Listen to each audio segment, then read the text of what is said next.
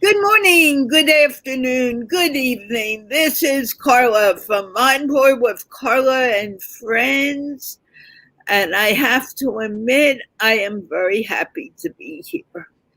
Um, I put together a theme very quickly, which is very much like the theme we spoke about last week, but we all have different thoughts about it.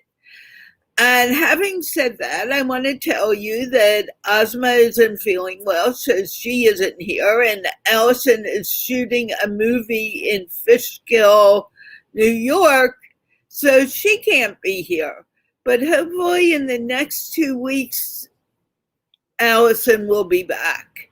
We were talking about it just a few days ago. We are going to talk about words again and how words create our reality. And as you know, I believe it's what we think is what we get.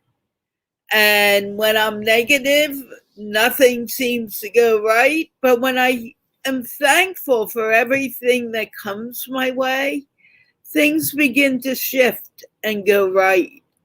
So it's really important how we think and how we use our words. And having said that, Pastor Billy is here. I don't know if you remember him. He's been gone for a long time, partially because I was gone for a few months, but also he's been traveling and talking to people. And of course, Jeff Kenny Pulver is here like normal. And Cameron will be back probably in the middle of July, but he will be coming back too. He is traveling around Pakistan and teaching right now. Having said that, Pastor Billy, what do you have about saying? What do you have to say about words? I see words as a magic wand. What we think, we speak, Mhm. and we become. Yeah, you're exactly right, Carla. And good to be on with Jeff and you today. And words are powerful. I think that we often forget that words are very, very powerful. As a pastor, there's a great verse in the New Testament that says we either have words of blessing or of cursing, and our mouth is like a fountain, and we either give healthy water or we give nasty water. Now, I travel a lot in the third and fourth world, and one of the big issues that they have ongoing is water. And people are always, the places I go, I just came back from a place called East Pacot, and the water there is very contaminated. And guess what? People get sick. Let me make the connection. Just like we read about third and fourth world countries where people are getting sick from dirty water, all these diseases. Well, guess what? The words that come out of our mouth also have the power to give health, or they have the power to give sickness. So we often don't think about that. And every day as I check the news wire, I see, at least here in where I am in New York City, there are incidences of road rage, and everybody knows what road rage is. And man, things escalate like immediately. One thing is said to one person to another, and so our words, Carla and Jeff, they do create our reality. And Carla, you said what that words create our reality, and I love that great philosopher Rene Descartes. He said, "I think, therefore I am." And before oftentimes we speak, we're thinking about what to say. And of course, in anger, we say a lot of things we don't mean, myself included, although I'm working on that. And then the next thing you know, we say something and it's already out. We haven't thought it through. And that's why I love what Rene Descartes, that great philosopher, said, I think, therefore I am. And I'll talk about this a little bit later, but self-talk is also very important. What I'm communicating is that when we talk to others, our words need to be words of health, words of life, words of encouragement, words that will build people up. Those people who raise flowers, I'm not one of them, and plants, they always say that I talk to my plants and my plants are healthy. And why do plants grow? Why do flowers grow when we talk to them? It's because that people are exactly the same. I see every person I meet as a flower. And so they need words of encouragement. They need words to build them up. Because trust me, Jeff and Carla, we've got enough in this world to tear us down. And we don't need our friends and colleagues and strangers tearing us down with their words. So those are my thoughts.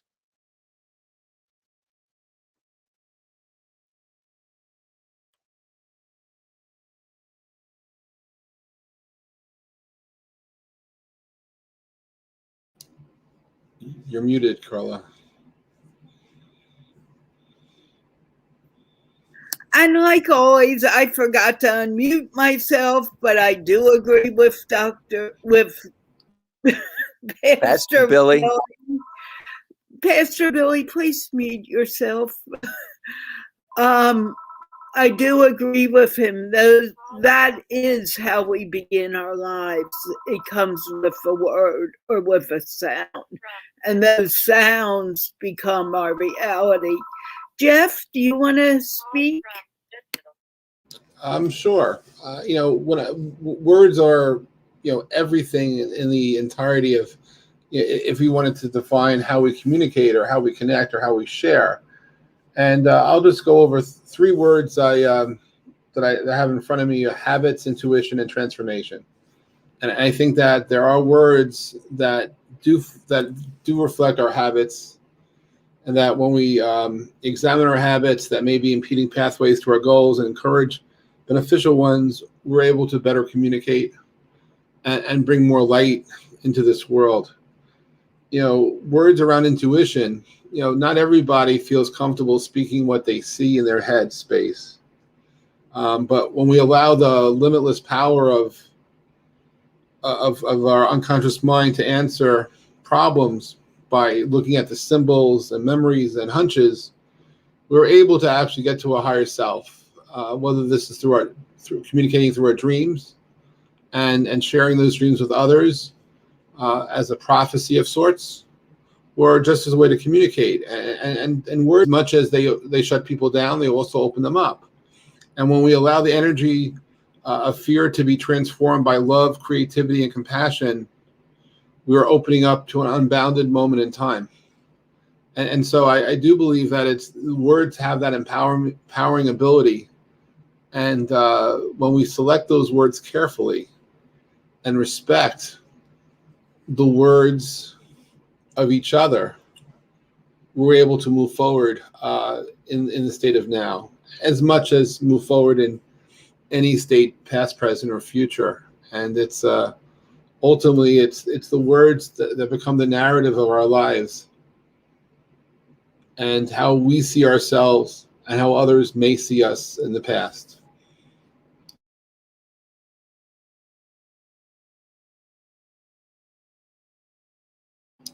You're muted, Carla, sorry. As I said, I expect you guys to forget as much as I'll forget. I need you to tell me this because I do not like the mute feature here. If words are our reality, and we're living by our words, we need ways to bring ourselves from the negative to the positive. Because the quicker we get to the positive, the more we're going to get what we want. And that is really where it comes from.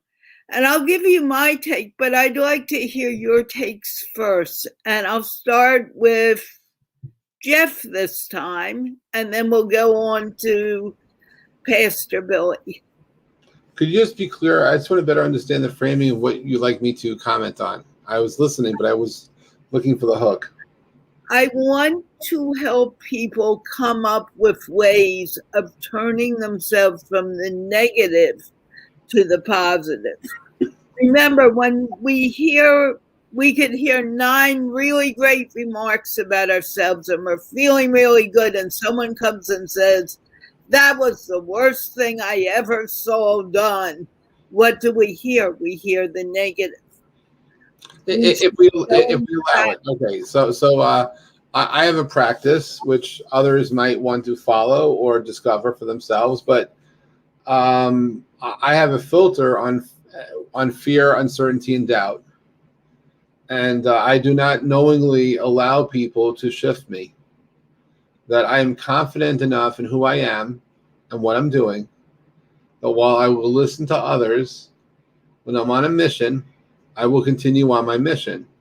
That when I'm around people who energetically are draining me, I get rid of these people. I've discovered that there's some people who are really powerful, who think they can put attachments into me. Yes. How do you do it? Not, I understand. In my mind, it's in my mind space. It is how it is part of my practice. Okay. I literally say, this is not going to happen to me. Okay, what I'm asking is, how can we help people get to that mindset? Encouraging people to listen to themselves and block the negativity from others. As much as if you live in an area in Scandinavia and people warn you when you check into the hotel, draw your nightshades because the sun will rise at 3 a.m. and you don't believe them and you're blinded by the light at 3:30 in the morning. I learned that lesson. And I believe that we can pull shades on other people, not to put shade on them, but to block them from affecting us the same way that we put sunglasses on to avoid bright light, or the way that we want to block out something from where we are. If there's too much noise, we create noise suppression to create a quiet. It helps to have a calm. It helps to have a quiet mind. It helps to put yourself in a safe space, to create a place where you feel secure and comfortable, if you will, where you have an enchanted life, even if that's not even if, but it's where you feel comfortable, where it's sacred for you. But where you have a sacred space, you're safe. And you allow yourself to not listen to those who want to bring you down. Now, if in your mind you hear these noises, there are times I have discovered that these are self-warning systems, as if maybe perhaps we made a mistake and we want to hear not the negativity, but pull out the positive side of it, that maybe we need to shift direction.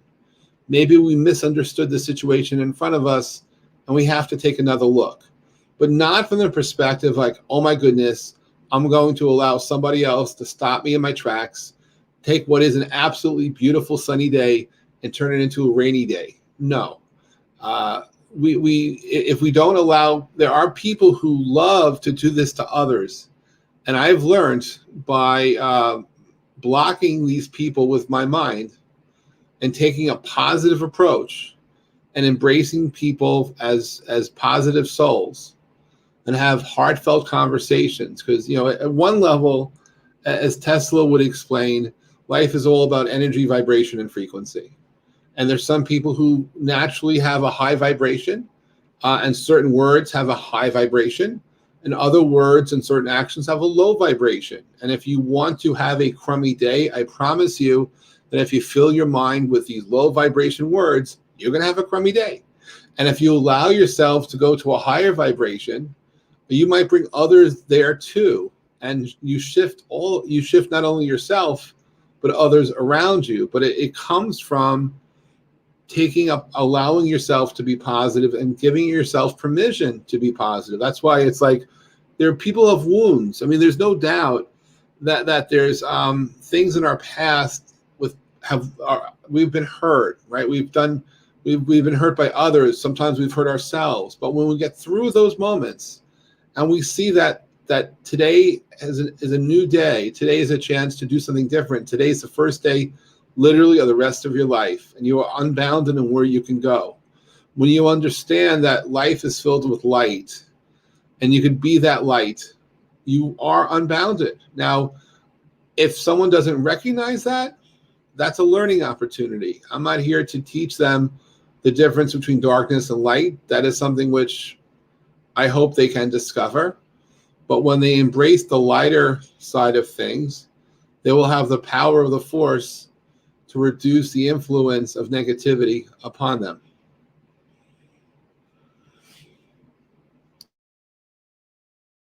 Can I ask you a question, Jeff? And I'm going to ask Pastor Billy the question too, and maybe I'm not being clear. Many of the people who stay in the dark do not realize there's a light switch that if you just switch it up, it's on. And the question I'm asking is how to find that light switch. You told us how that light switch works, but how did you find it? Maybe I'm not being clear. There's a different path for everybody, and there's some people who suffer from chemical imbalances in their mind, where what I'm saying makes absolutely no sense to their people, because from chemically, they're not able to process the words that are being shared, and they have a mind space that is different than mine. But for me, it was intuitive from the very beginning. And it could be how you're brought up. It could be something that you just learned today. But there's certain things in our earth experiences which are unbounded, and some that are bounded.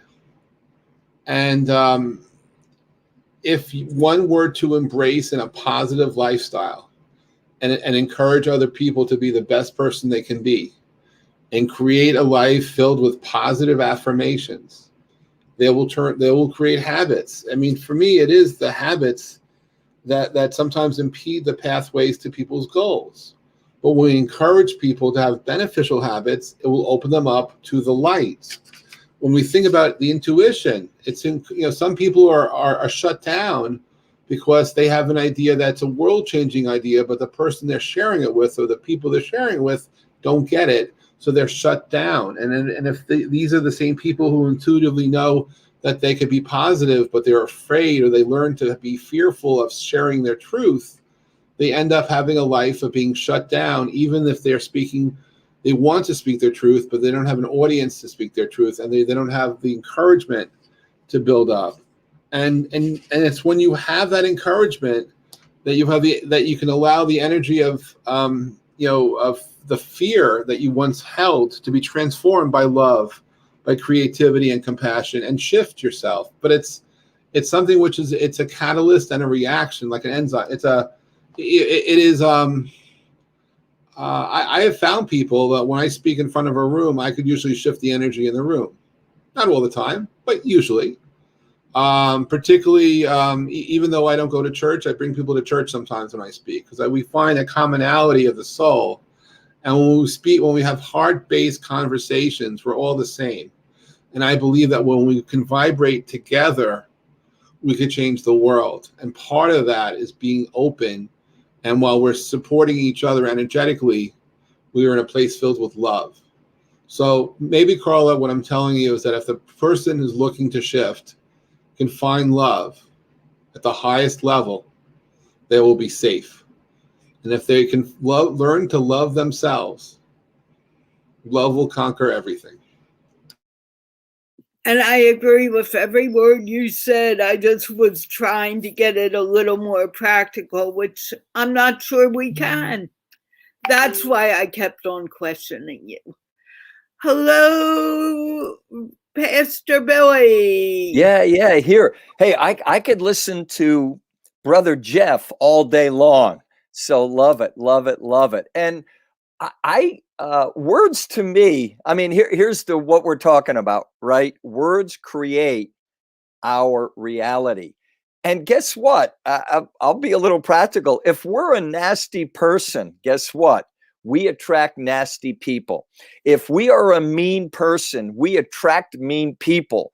It's I always use the expression on many different levels that like attracts like. And there are some people in our lives, and I know we all are there, that they're just nasty, they're mean, they're toxic. Some of them are within our own family, mine excluded if any of them are watching. And we've got to put those people in what I call the DND file. D, the letter D, the letter N, the letter D. And that's do not disturb.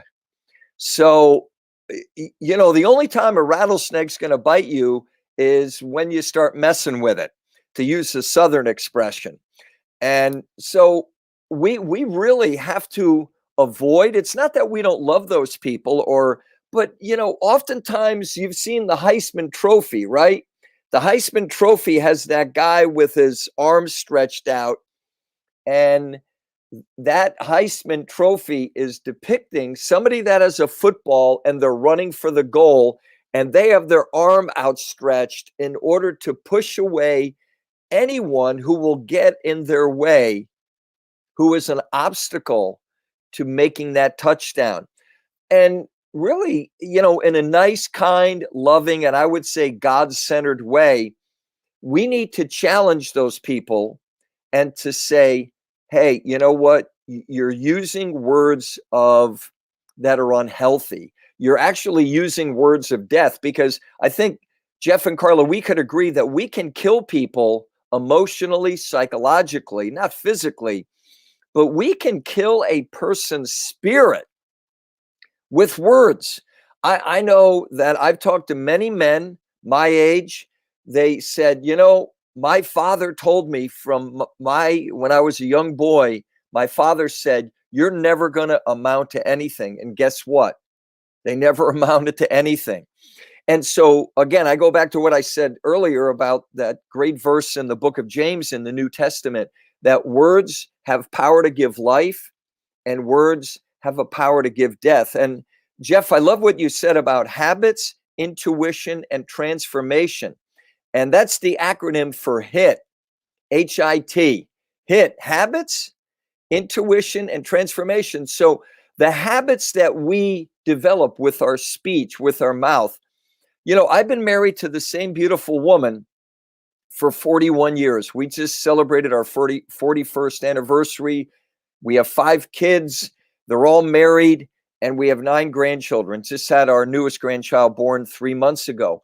And we always taught our kids to speak healthy words because, Carla, as you said, words are our reality.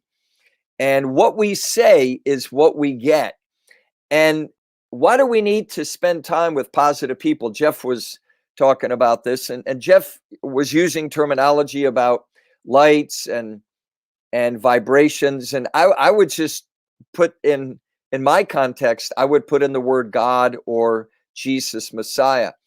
And, it's amazing to me that how deeply we are affected by people that use unhealthy words. And I'm thankful that my wife, my bride, Nancy, and myself, we've always used, when we were raising our kids, we always use positive affirmation, words from a parent to a child are so important.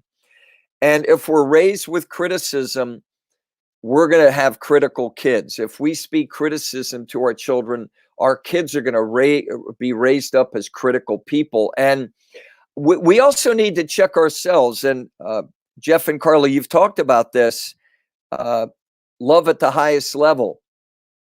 I love that quote by another philosopher, Friedrich Nietzsche. He said, when we peer into the abyss looking at monsters, be careful that we don't become monsters ourselves. So if we're around a lot of people that are just speaking, and I'll call it garbage in Espanol, basura.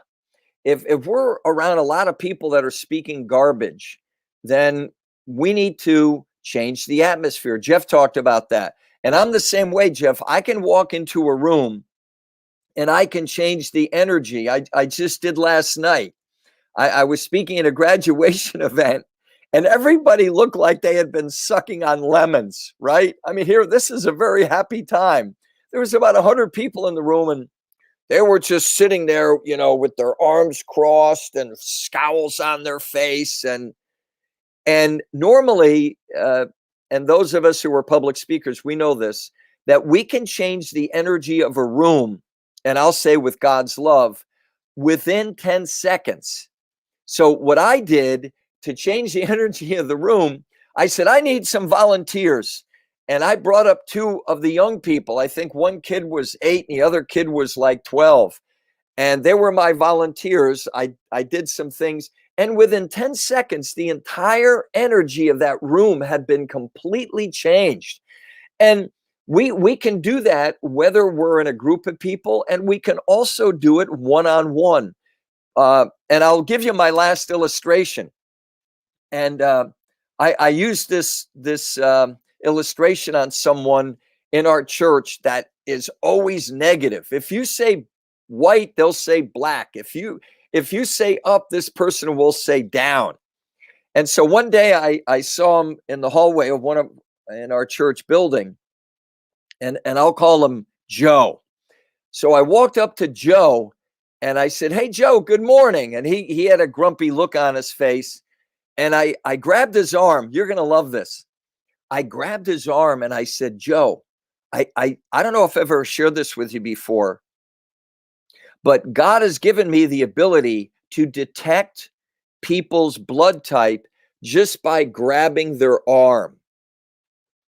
And he was like, he thought, Pastor, you're crazy. You'd never heard something like this before. And I built it up a little bit. I grabbed his arm real tight and I closed my eyes and I looked in earnest. And I opened up my eyes and I let go of his arm. And I said, Joe, I said, your blood type is B negative, and I'm going to pray for you to have it be positive. And he just walked away. He didn't know what hit him. So, you know, we also need to be about turning these toxic, negative people in our lives from B negative to be positive. So try that with your friend that, hey, I have the ability to determine your blood type right now, and you're B negative and you need to be positive. So they'll get a smile on their face, but you know, the more we can download positive things into people's lives, and it's our words, and, you know, actions always follow our words. You were talking, Carla, about being practical. Actions always follow words. And if we're negative and we're putting out negative energy, if we're nasty, mean, toxic, and unworkable, then guess what? We're going to begin living a life like that. And pretty soon we're going to wake up one day and we're not going to have any friends. And there'll be nobody at our deathbed except the nurse taking care of us. And that's a sad commentary. So let's be positive and not be negative. Okay. You know what you said makes so much sense. And I don't think people realize that we have the most powerful antidepressant in our lives right this moment. And you can do it without even saying a word.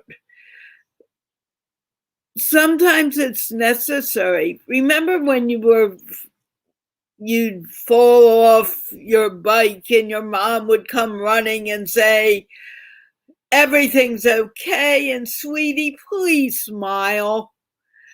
And the fact that you're smiling, the moment you put your smile on your face, your blood chemistry begins to change from that B negative to B positive immediately. And I'm wondering if you guys can talk about one time when something went sour and you brought it positive immediately by a change in attitude or a change in how you think. And I don't care who goes first. It could be either you, Jeff, or Pastor Billy. I'll sure. I'll keep it in the practical realm. Although my so as a speaker, we'll take this from someone on stage. When you're a professional speaker, you know when you're doing well. You don't have to ask anyone, how did I do? You feel the energy in the room. And when you're not doing well, you could also know because you feel the energy in the room. And so what I found as a way to shift and connect under most circumstances is to be vulnerable in a meaningful, positive way, not fake vulnerable, but drop all the shields and allow myself to be the raw me who I am, and to let people know that they're hearing me and not a clone of me, and that I'm speaking from my soul. And doesn't matter what the topic is, but I can get to very quick, energetic connections with most people in a room when I share my vulnerability and I share words about myself that others probably don't normally think about, nor even would ever consider sharing about themselves. And I first discovered that process a long time ago, but it was during a talk when I felt uncomfortable giving the talk because it was about a product. It wasn't about me. It was about a topic which I knew a lot about, and I flew to Singapore to talk about this. And I realized that, during these next 2 days, these people are going to probably hear 30 people speak. Maybe they'll remember some words of some of those people, and they're not going to remember anything about what I said. And so I stopped my talk, and I shifted it from about talking in the general to talk about in the specific. And I felt the shift. And when I started talking about my own childhood and what brought me into the field of communications and the loneliness and the fact that I discovered amateur radio as a platform, and that I ended up using the radio to find friends at night because I did not have them in school, but I had them at night.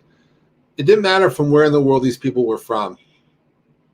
We were all friends for that moment. We all connected because it turns out that the people there that day could understand what it's like to be lonely. They could understand what it meant to be by yourself, even in a crowd.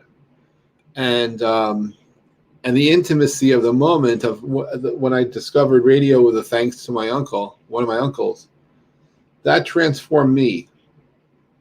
I didn't do it for any reason other than a desire to connect to the audience. And there was no one in the audience who probably would have told me it was a bad talk because I was there as a whatever. But oh my goodness, when I came off stage, I still remember now that it wasn't the applause, but it was after the applause. It was the people I spoke to who just came up and just said that they were ham radio operators, or their uncle was, their father was, or their cousin was. And then a couple of hours later, somebody from, Lucent Technology, somebody comes up to me and says, "Boy, wow, you're an amazing speaker. You read the book." And I said, "What are you talking about?" And they said that they basically told me that one of the keys of being an effective speaker, a public speaker, was to connect to the crowd and to be vulnerable. And I didn't get there by reading the book. I got there by feeling the energy of the crowd and by shifting myself into that moment. And since 1997, I do it now with intention and purpose, but because that's where I feel most comfortable. So where in the beginning, I was a really scared public speaker, there were times when I would write out all the words to everything I used to say. And then I got to a point where I got into the flow, and I have confidence that what I speak is meant to be heard. And I just become a channel for words to be shared. And it doesn't matter what the topic is. As long as I'm present, As long as I let go of any fear, uncertainty, and doubt that I have about being effective to connect to the audience, the universe responds in a very special way. And so I've learned to be my truth, to be comfortable in my own skin, and hopefully share those experiences while answering whatever questions or whatever topics I'm there to serve the people in that room. So from my perspective, Carla, the words matter. What we bring into the world matters too, and allowing ourselves not only to be confident and positive, but sensitive to those around us, so that we can communicate in a means that's most effective. So I could share what they came to hear, but when they learned that we were all human, I believe that was a much stronger message than anything I could have delivered for why I was there. So it turned into a life-changing moment for me in the most positive way possible. And so just to reiterate, words matter. I'm hypersensitive. I mean, if someone says something mean to me, I feel it. I mean, I words are so strong.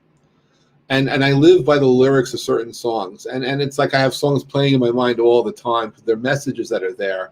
And I appreciate how poetry and music takes on different meaning as you go through life. And when you get older, songs that you liked in your youth take on so much different meaning than when you could better appreciate it, or a movie, or the dialogue. And so it's like poetry in motion. So words are all we have at times, right? And it's the passion, the intimacy, the magic of those words and how they're selected that creates those impressions that we'll be forever known for. Yeah. So Jeff, what song is going through your head right now? Right. Well, I always have the song called "Round Here."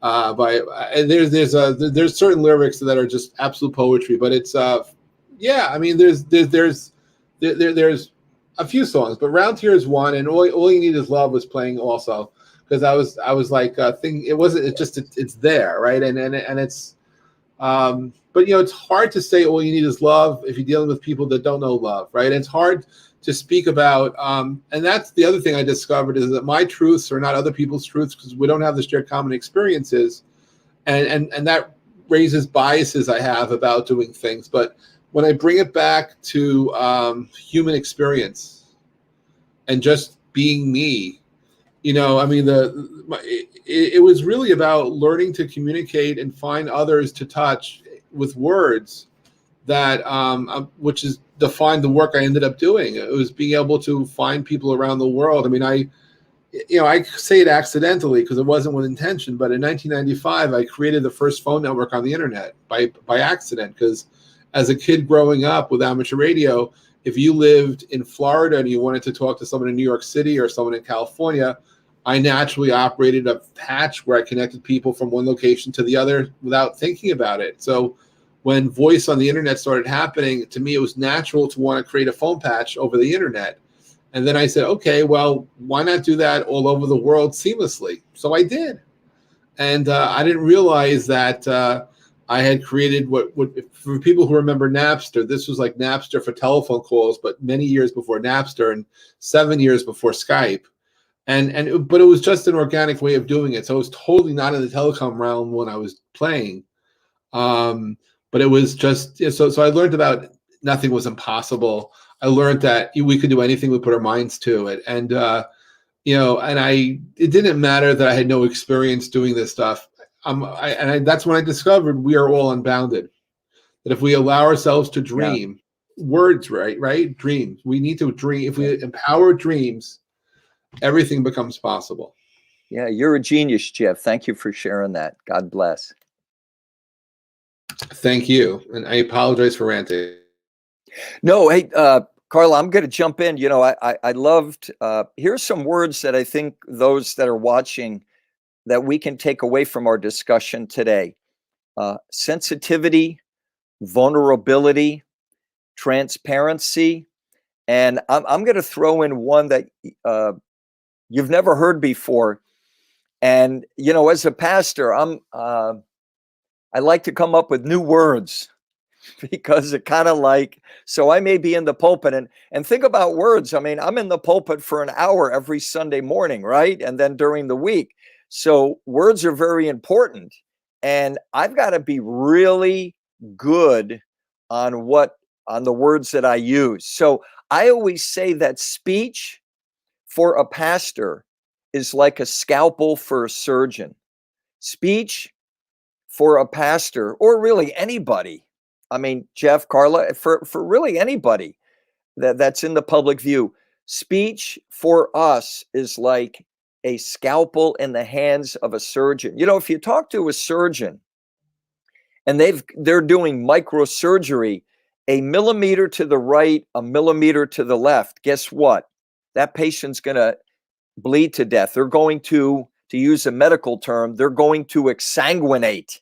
And so that's how precise. And I'm not talking about, you know, being so overly concerned that we don't have room to love people. But, you know, if we're thinking about the words that we're using each and every day, and not only the words we're using, but how we respond to people. And Jeff, you were talking about being sensitive, being vulnerable, and being transparent. I love the 11th beatitude. And here it is. You know, Jesus gave these beatitudes. Blessed are the pure in heart, for they shall see God. Well, here's the last one. Blessed are the flexible, for they shall not be broken. Now, I actually got that from another pastor who's no longer with us. But think about that if we're flexible and we're dealing with people, then when we are flexible in our own spirits, then we can work with people and we don't have to be rigid. You know, I always talk about people that have been baptized with lemon juice. You know, these are just sour people and they're just sour. But if we can bring in life-giving words and words of refreshing, and I actually, my last thought on this is we do have words, but we also have our presence, Presence. You know, sometimes when I'm with a family that just lost a loved one, I don't need to say anything. I'm just there. I'm just there. And it's what I call a ministry of presence. And when I'm overseas doing my humanitarian work and I'm sitting with people who have just lost everything due to a terror attack in one of the 10 countries I go to, and I may not even speak their language, but it's because I hopped on an airplane and I went to be with them. And there I am sitting in the midst of tragedy. Then I call that the ministry of presence, MOP. So I often say, I just want to be a mop, you know, and what does a mop do? A mop cleans up messes, right? So there's a new acronym for you, Jeff and Carla. I want to be a mop, ministry of presence. I just want to be there with people, you know, to console them, to comfort them, and to give out to use Jeff's words, positive energy. I would say the love, in my context, the love of God. And I did forget that one word, and I call it imperturbability. Now, when you know, if you want to talk about Maslow's hierarchy of needs, right? And of course, the highest level there is self-actualization. We all studied that in Psych 101 in college or high school. And yet, when we reach the level of imperturbability, and this is a tough level to get to, but imperturbability means that no one bothers you, okay? No one perturbs you. Like impossible, it's not possible. Well, when you've reached that level of imperturbability, then guess what? You're not offended by what people say, and you can turn the whole thing around and you can give positive words of affirmation back to that person. And you know what? I have found when you do that, there's an internal governor that we have in our spirits, if we have a conscience, that person will begin to say, you know what?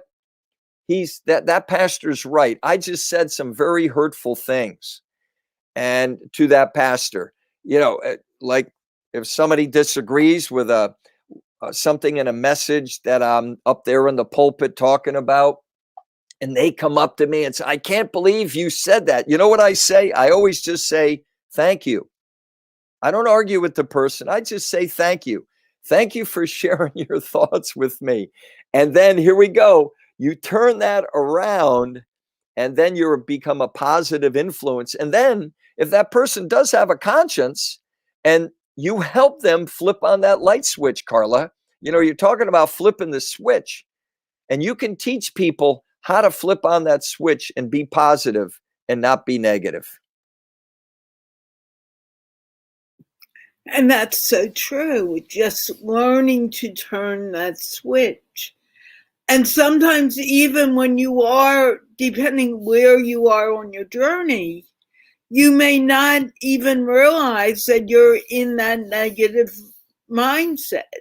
That you're saying, well, I don't have that, and I don't have this, and I can't do it because I don't have those things.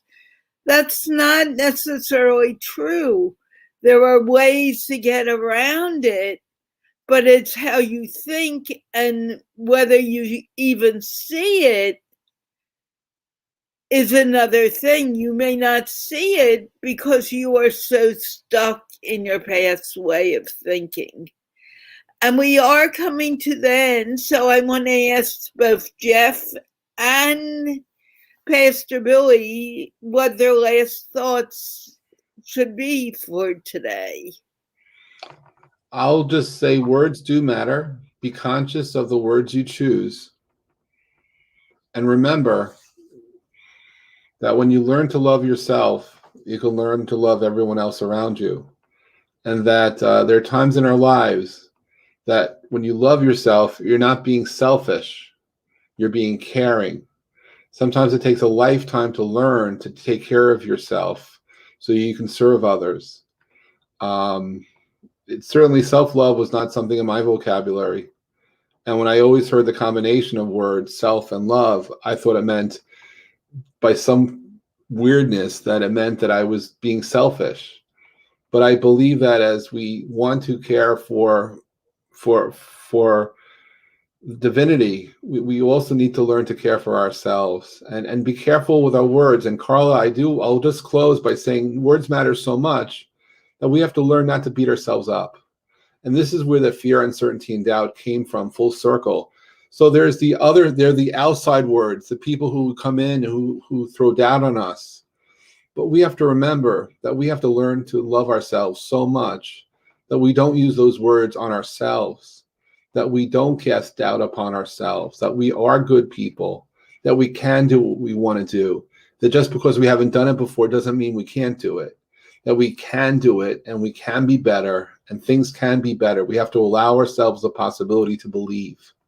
So just the closing words is that as you learn and have built a practice to block the words of people who may be offensive, don't take those words inside, keep them outside, and allow yourself a chance to be positive and be that positivity. And friends of mine who are having bad days, I actually tell them, go to sleep, wake up, and start your day again, and give yourself another chance to reset and start your day fresh, or take a shower, do something that's in a ritual way to kick your day off so that you're not having a bad day, or go to sleep and wake up tomorrow. But tomorrow will be better. But it's those words that we have to sometimes remove from our mind space that are just as important as the words that we want to block from outside. So I'll end by saying I wish love and light on everyone. And I hope that today's session was a good one. And Billy, Pastor Billy, it's an honor to be here with you and Carla. Thank you, Jeff. And what you said was just really beautiful. I know that I grew up with tons of criticism, and I had learned to listen to that. And now I'm learning to turn it around. And I see such a change. Pastor Billy? Yeah, great to be on with you. As I always say, we love you and there's nothing you can do about it, right? And just affirming words, affirm, affirm, affirm. We need uh, we need to be about affirming people with our words or with our presence. And I just appreciate the discussion today with Jeff and Carla. Thank you for another great session of MindPlore. And my final thought is, I've mentioned a couple philosophers. There's another one that I really love. He's old school, but he's new school, and that's Saint Augustine or Saint Augustine, however you pronounce it. And he said something really awesome. And I learned this in my own personal life, that all of us are born with a hole in our heart. And the only thing, the only concept that can fill that hole in our heart is God's love. And when we understand that we're loved by God, that's revolutionary. That's revolutionary. That will, for those that are watching, if you experience God's love, that will rock your world and that will turn everything right side up, because a lot of people live upside down, don't they? We talked about that, although we haven't used that actual concept, but a lot of people live upside down, and God's love will, once we experience it in that hole in our heart, that'll turn us right side up. And then, as Jeff just said, we can have self-love, and the words that we talk to ourselves will be positive, will be life affirming, and they'll really be revolutionary. So start a revolution in your own heart and your own mind by experiencing God's love. Thanks, Jeff. Thanks, Carla. Great to be with you. And like always, I know when you used to say, we love you and you can't do anything about it. In the beginning, I was like, I want to strangle this man. And then I began to realize what you were saying, and I didn't want to strangle you anymore. It had real meaning. And I admit, I grew up with a lot of self-doubt and a lot of self-words. And it's as important, if not more important, to love ourselves in order to love outside of us. And when we begin loving ourselves, then we will begin to change the world with peace and happiness. But you can't say it out loud and say, well, I'm not good enough to do this, or I can't do this. You need to say, yes, I can. And I don't know if anyone wanted to say anything to that. If not, we are going to end the show. We will be back next Tuesday with a new topic. I'll need to remember this topic, but it's a great topic anyway. And a new panel, and we will see you then. And just share this out so your friends, family, and enemies who will become your friends as they get to know you. And there'll be no enemies in the world as we begin talking to each other more and more. Let's wave goodbye. Bye, everyone. Bye.